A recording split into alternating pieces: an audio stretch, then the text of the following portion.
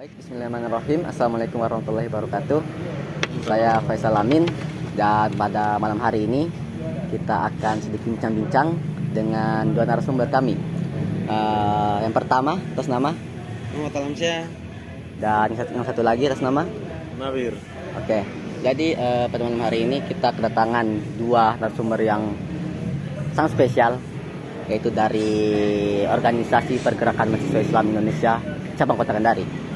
Yang sebelah yang pakai baju meja kotak-kotak warna maron ini, dia sebagai Ketua Cabang Pergerakan Mahasiswa Islam Indonesia Cabang Kota Kendari. Sedangkan di sebelahnya itu dia jabatannya sebagai Ketua 2 Bidang Eksternal. Oke, jadi yang pertama-tama mungkin saya tanyakan dulu apa kesibukan sehari-harinya, mulai dari Ketua Cabang sendiri. Kesibukan sehari-hari sebagai Ketua Cabang PMI Kota Kendari, rasa-rasanya kesibukannya hanya seputaran organisasi, ngurus. Ya, sebagai PMI itu kan kita kenal sebagai organisasi kaderisasi, maka kesibukan kita di organisasi Pergerakan Mahasiswa Islam Indonesia adalah menyibukkan diri untuk mengurus seputaran kaderisasi. Kemudian di agenda-agenda lain selain sebagai organisasi kaderisasi, tentunya kita mengenal PMI sebagai organ yang aktif melakukan advokasi di masyarakat, maka mendampingi masyarakat itu menjadi juga rutinitas yang tidak bisa kita kesampingkan. Begitu kira-kira. Selanjutnya mungkin bisa apa kesibukan sehari-harinya dari saudara Nawir? Ya, kalau saya kesibukan sehari-hari itu hanya 24 jam urus PMI. Ya, itu saja. Itu saja. Oke. Jadi mungkin itu sekilas keseharian dari narasumber kita. Tadi mungkin pertanyaan yang lebih awam, karena mungkin dari viewers atau penonton belum tahu apa itu pergerakan mahasiswa Islam Indonesia. Mungkin dari Ketua Cabang sendiri, pergerakan mahasiswa itu apa sih? Jadi Pergerakan Mahasiswa Islam Indonesia itu adalah organisasi yang berdiri di awal-awal keruntuhan Orde Lama, kemudian sampai hari ini tetap eksis, banyak memberikan kontribusi positif buat kemajuan dan juga perbaikan-perbaikan di bangsa ini, kira-kira begitu. Kemudian PMI semenjak pertama kali berdiri, yaitu tadi bahwa organisasi ini ada di kampus sebagai organisasi kaderisasi yang sibuk menyibukkan dirinya untuk membentuk kualitas SDM manusia Indonesia yang maju dan kemudian siap berkompetisi di dunia profesional. Itu kira-kira atau seputaran dengan PMI. Oke, mungkin selanjutnya saya beralih ke saudara Nawir. Apakah organisasi ini hanya berkecimpung di kampus atau lokal maupun nasional ataupun internasional? Jadi organisasi ini dia skalanya kemana? Mungkin begitu. Ya, jadi Pergerakan Mahasiswa Islam Indonesia ini sebetulnya di tahun kemarin itu sifatnya masih nasional. Nah, sebelum pergantian ketum kemarin itu sudah ada beberapa organisasi PMI di luar Indonesia, khususnya di negara-negara hoki. Makanya sekarang ini level daripada Pergerakan Mahasiswa Islam Indonesia ini levelnya sudah level internasional, kira-kira begitu. Oke. Jadi organisasi ini, Pergerakan Mahasiswa Islam itu dia skalanya bukan hanya sebatas di wilayah kampus ataupun lokal Kendari, Sulawesi Tenggara maupun Indonesia, tapi dia sudah merangkak ke internasional. Mungkin begitu kira-kira. Oke, mungkin selanjutnya saya tanyakan terkait dari Ketua Cabang sendiri, karena mengingat bahwasannya di Kota Kendari ini kan pasti tiap tahunnya akan berganti kepemimpinan. Mungkin begitu. Dari Ketua Cabang sendiri itu sejak kapan sih menjabat sebagai Ketua Cabang Pergerakan Mahasiswa Islam Indonesia Kota Kendari? Saya menjabat sebagai Ketua Cabang PMI Kota Kendari itu mulai tanggal 20 Januari 2022. Pada saat itu terpilih sebagai Ketua Cabang. Kemudian setelah terpilih menyiapkan agenda pelantikan dan terlantik pada tanggal 26 Maret 2022. Harusnya ini jabatan saya itu hanya berlangsung selama 1 tahun. Jadi ketika mau dihitung normalnya seharusnya di tanggal 20 Januari telah berakhir. Tapi karena satu dan lain hal sehingga sampai hari ini saya masih menjabat sebagai Ketua Cabang. Tapi insya Allah dalam waktu dekat ini kita akan melakukan regenerasi kepemimpinan. Makanya masa jabatan di Pergerakan Mahasiswa Indonesia itu hanya berlangsung 1 tahun. Kalaupun lewat-lewat ya itu dinamika di organisasi kemahasiswaan ya kayak begitulah kira-kira. Oke. Jadi Ketua Cabang ini telah menjabat dari tahun 2022. Jadi mungkin kurang lebih 1 tahun lebih ya sudah menjabat. Oke. Dari 1 tahun lebih itu sepak terjang di organisasi ini, apa sih kendala-kendala yang Ketua Cabang alami, entah itu mulai dari kepemimpinan itu sendiri, pengambilan kebijakan ataupun di skema-skema kaderisasi yang berlangsung di kampus-kampus. Jadi banyak kalau bicara soal kendala sebenarnya mengurus organisasi kemahasiswaan itu ya kita bisa katakan tidak mungkin kekurangan kendala. Tapi sekali lagi bahwa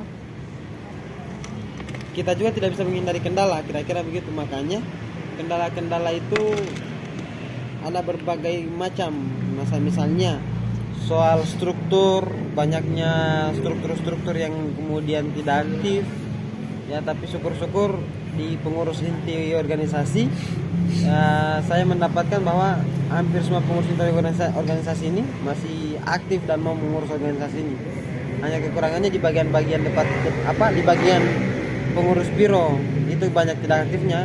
Itu menjadi tantangan tersendiri karena sekali lagi bahwa mengurus organisasi tidak bisa mengurus organisasi sebesar PMI ini tidak bisa hanya dulu 1-2 orang. Itu membutuhkan tangan banyak orang, membutuhkan pikiran banyak orang, dan membutuhkan tenaga banyak orang. Maka kendalanya itu tadi bahwa banyak pengurus-pengurus biro di PMI selama saya menjabat ini yang tidak aktif dan tidak mampu menuangkan ide dan gagasannya di organisasi Pergerakan Mahasiswa Indonesia. Selain itu, sebagai organisasi kaderisasi, salah satu kendala juga adalah bagaimana kita menerapkan kurikulum kaderisasi yang kita nilai bahwa dengan kemajuan teknologi, kemajuan dunia digital yang semakin pesat, tentunya banyak yang berpikir dan kemudian kita menemukan di lapangan banyak teman-teman mahasiswa yang sudah ogah-ogahan untuk masuk di organisasi kemahasiswaan karena mereka menilai bahwa organisasi kemahasiswaan itu masih menggunakan budaya lama sehingga dianggap bahwa sudah tidak sesuai dengan kondisi zaman kira-kira sekarang ini. Makanya tantangannya tadi bahwa kita di pengurus cabang PMI Kota Kendari melalui musyawarah pimpinan cabang kemarin merumuskan beberapa agenda kaderisasi yang itu kemudian bisa mentaktisi seputar kendala-kendala kaderisasi. Kendala terakhir mungkin yang saya alami karena ini adalah organisasi gerakan, maka salah satunya tata cara kita mengadvokasi masyarakat, kemudian bisa bersinergi dengan pemerintah Kota Kendari, pemerintah Provinsi Sulawesi Tenggara. Karena itu tadi bahwa kolaborasi kita di pemerintah, di stakeholder mengambil kebijakan itu kolaborasi gagasan dan ide. Maka ketika kita kekurangan ide dan gagasan, di situ tantangannya sebenarnya. Makanya sekali lagi bahwa keterlibatan banyak orang, keterlibatan banyak kader, keterlibatan banyak anggota penting untuk kemudian menunjang kolaborasi kita di pemerintah dan pengambil kebijakan di Sulawesi Tenggara. Itu kira-kira. Oke, jadi itu ada beberapa ya kendala, mulai dari kendala struktur organisasi, bahkan sampai di narana kaderisasi dan advokasi masyarakat. Oke, jadi bicara tentang advokasi masyarakat, tentang isu-isu masyarakat menjadi keresahan masyarakat itu sendiri, saya beralih mungkin ke saudara Nawir karena mungkin ini di bidangnya ya, bidang eksternal. Jadi saya ingin tanya bahwasanya apa PMI itu bagaimana cara mengadvokasi atau menyalurkan aspirasi masyarakat ke pemerintah setempat maupun di instansi pemerintah lainnya. Mungkin begitu. Bagaimana cara PMI mengadvokasi itu? Jadi kita dari Pergerakan Mahasiswa Islam Indonesia Kota Kendari pastinya kita selalu konsisten bersama rakyat mengawal isu-isu kerakyatan, wabil khusus yang ada di Sulawesi Tenggara. Ya misalkan beberapa hari ini itu Sulawesi Tenggara itu dikena musibah inflasi. Jadi dari data inflasi itu Sultra itu berada di urutan kedua. Kemudian juga kemarin ini kami melaksanakan gerakan ya di kantor Gubernur Sultra.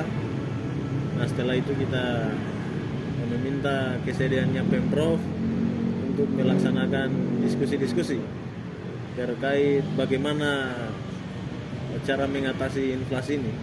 Kemarin juga saya kira kami sudah bertemu dengan pemerintah provinsi menyampaikan beberapa gagasan-gagasan supaya tingkat inflasi ini menurun. Nah kemudian pastinya kita sebelum sampaikan soal gagasan itu tentunya kita melakukan riset itu yang menjadi landasan Pergerakan Mahasiswa Islam Indonesia untuk menyampaikan persoalan-persoalan itu. Karena kan kita tidak mungkin menyampaikan sesuatu tapi kita tidak punya data. Ya, jadi itulah PMI menyampaikan sesuatu berbasis data. Kira-kira begitu. Oke, jadi PMI itu sendiri bahwasanya yaitu dalam pengadvokasian masyarakat pasti meriset dulu, mulai dari advokasi melalui masyarakat itu sendiri ataupun masuk ke ranah pemerintah untuk mengambil data dan sebagainya. Oke, jadi di dalam ini kan organisasi yang sangat besar ya. Jadi di bawah ketua cabang itu sendiri, cabang Kota Kendari kan pasti memiliki banyak kampus-kampusnya dan pasti juga memiliki banyak kader-kader maupun anggota-anggotanya. Jadi komunikasi organisasi apa sih yang dilakukan atau yang dipakai ketua cabang itu sendiri dalam berkomunikasi dengan para anggota-anggotanya? Apakah secara persuasif ataupun secara komando dan sebagainya? Terkait pola komunikasi saya baik terhadap struktur maupun anggota dan kader secara umum, kira-kira pola komunikasi organisasi yang paling efisien saya rasa selama saya memimpin ini, walaupun misalnya sekali-sekali kita perlu menggunakan gaya komunikasi yang gaya komunikasi komando sebagai bentuk perintah dari cabang kemudian mengarahkan ke rayon dan komisariat, tapi seefektifnya komunikasi yang saya rasa adalah komunikasi organisasi yang paling efektif saya rasa itu adalah komunikasi persuasif. Saya turun di rayon, komisariat, kemudian berdiskusi dengan teman-teman pengurus cabang. Itu menjadi komunikasi yang saya rasa paling efektif karena terdapat komunikasi dua arah. Karena kalau komunikasi komando itu hanya berdasarkan pikiran saya, tapi ketika saya berdiskusi dan melakukan komunikasi secara persuasif, ada banyak keluhan juga yang saya terima di pengurusan dan pengurus komisariat, dan itu kita bisa selesaikan sama-sama ketimbang dengan melakukan komunikasi komando. Jadi komunikasi yang paling saya sering gunakan itu adalah komunikasi persuasif, turun di rayon dan komisariat dan teman-teman pengurus cabang, itu lebih efektif saya rasa begitu.